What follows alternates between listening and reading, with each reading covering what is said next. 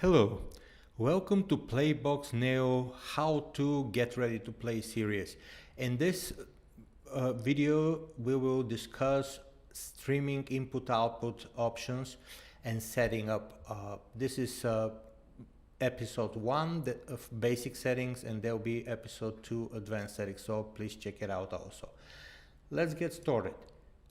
If I go to my input section, as you can see in the previous videos, I was able to define physical inputs. This is a Decklink card, a virtual input, which is my screen recording source, which I'm recording all these videos with.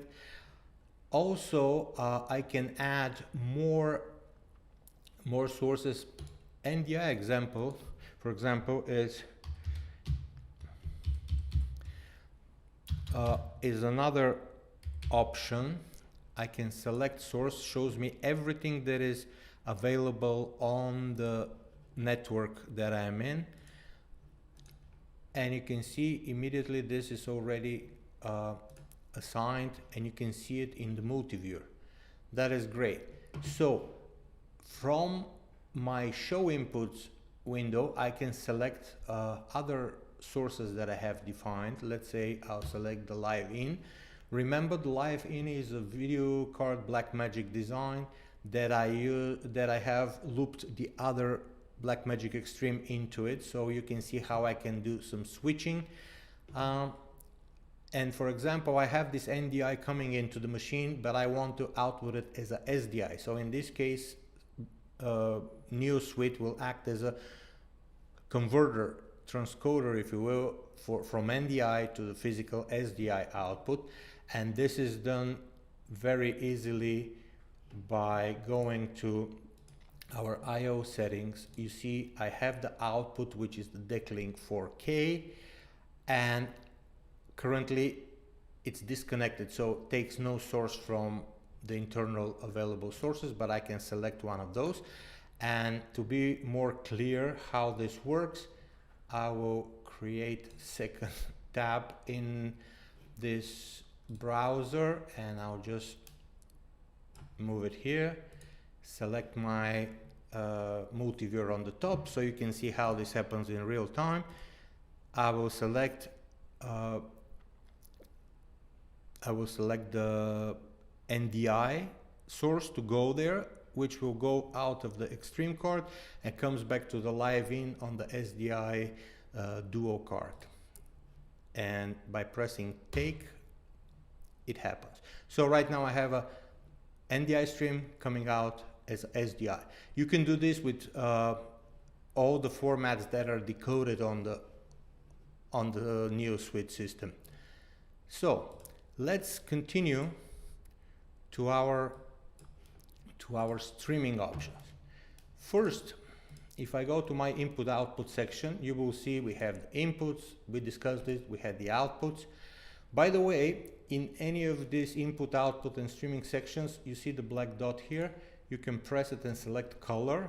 This makes things a little bit easier to identify based on type of signal, based on channel or machine. It's up to you. You can select color coding, so this gives you a little bit of better visual feedback. Okay, so first, before we get into these inputs and outputs, we need to define some streams. In order to do this, we have to go to the streaming tab and define sources. I have a couple of sources coming in. This one is a SRT, I call it SRT backup, on a specific port coming from another machine. This is my local machine. I have it set up here, and as you can see, it is working, shows me some information about the megabits and so on, if I have a loss of the stream and so on. And the other one, it's again SRT stream coming into the system on a different port, pretty much is same parameters. You can see I have them here. You see I have other streams defined, and there is no data, so it says waiting for data there. Okay, But if I go to my multi-viewer, I don't see these streams. This is because they're just defined as IP compressed transport streams, but they're not decoded yet in the system. So I need to go to my input outputs. I define them as a streams once, but I need to create a decoding point in my input. So I will go here, I will say streaming input, and I will call this main SRT. The network source will be my SRT main that I created in the previous page. Program, if it's a multi-program stream, you can select auto or select specific program. How do you prefer decoding to happen? To have an alarm. Okay, so I have this stream. I'll even color it red so I can see it. And let me add the second stream. Again, streaming, backup, SRT backup, program auto, GPU, enabled, yes. So if I go, I'll make this one also red, so red means streaming in my case here. So you can see right now I have the backup, I have, this is the physical SDI input, I have the main streaming input, and I have one NDI source. I can go and transfer this stream again to the SDI, and I'll have decoding of streaming into the SDI if I wish. Again, let me go and just duplicate my window.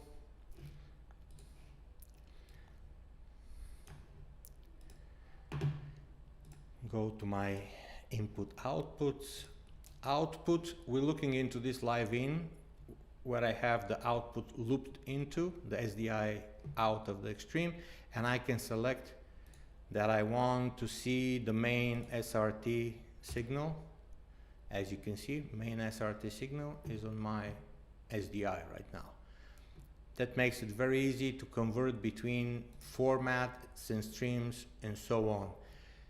You can create all these destination points, and you can select, same thing goes here in sources, you can create destination outputs and send one stream to multiple destination outputs. So this way you can split it, you can create different format, different protocol destination ports, like SRT will go into UDP, or UDP on your local network will be set up to a couple of SRT destination points, and so on. In this case here in the streaming tabs, there's no decoding happening, so you will not see it on the monitor here, obviously.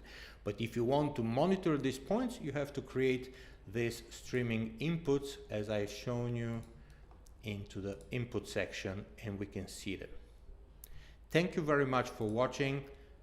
Please make sure you check the section 2 of this video, streaming input output advanced settings. Thank you.